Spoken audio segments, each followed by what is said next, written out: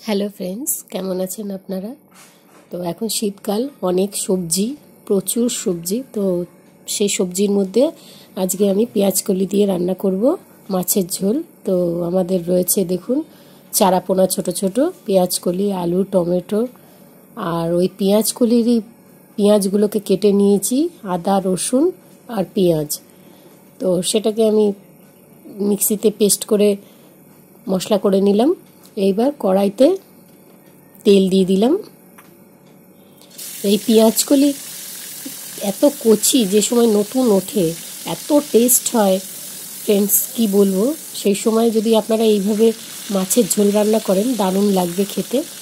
তো দেখুন আমি একটু ছোট ছোট মাছটা নিয়েছি। ছোট মাছের এই পেঁয়াজকলি দিয়ে রান্না করলে খুব সুন্দর লাগে। আমি নিয়েছি চারাপোনা। চারাপোনাগুলো আমি একটু ভালো করে ভেজে নিচ্ছি, খুব বেশি ভাজি না আমি। মাছ মোটামুটি ভাজা হয়ে গেলে আমি তুলে নিই, তাতে মাছের টেস্ট লাগে বেশি ভালো। এদিকে ওই পেঁয়াজকলিরই পেঁয়াজ দিয়ে রান্না হবে, আবার পেঁয়াজকলিটা দিয়েও আমরা ঝোলের মধ্যে কষিয়ে ঝোলটা রান্না করব। তো দেখুন মাছগুলো আমি একটু ভেজে নিচ্ছি। শীতকালটা আমার খুব ভালো লাগে, প্রচুর পরিমাণে সবজি পাওয়া যায় মনের মতন। আমি সবজি বাজারে গেলেই অনেক সবজি কিনি, আমার খুব ভাল লাগে কিনতে, দেখতে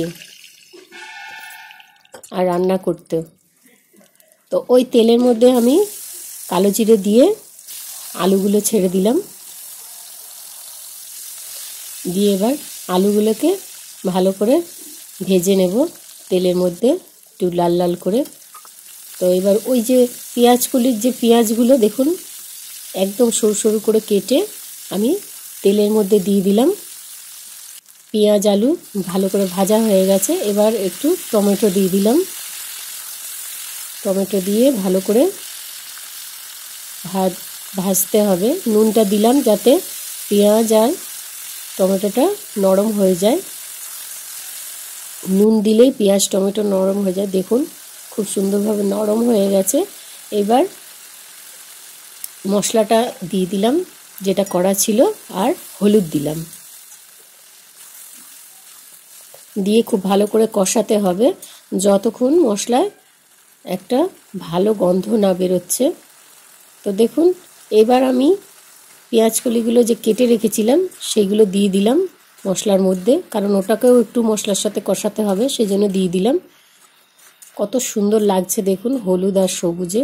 আর এই পেঁয়াজকলিতে খুব স্বাদ, এত মিষ্টি পেঁয়াজকলিটা। এই ঝোলটা যে খেয়েছি মুখে লেগে রয়েছে আমার এখনও।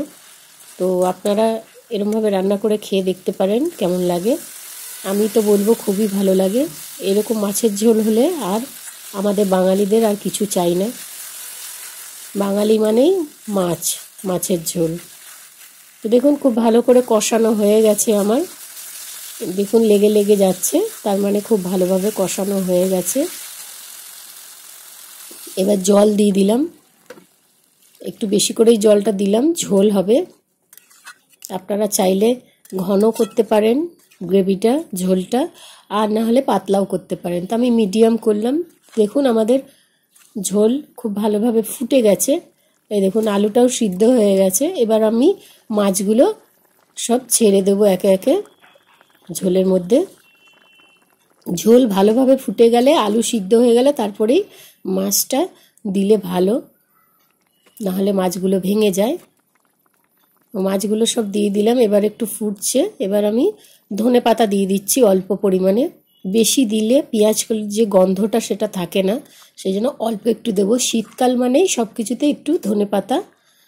তো দেখুন খুব ভালোভাবে ফুটে গেছে আমাদের।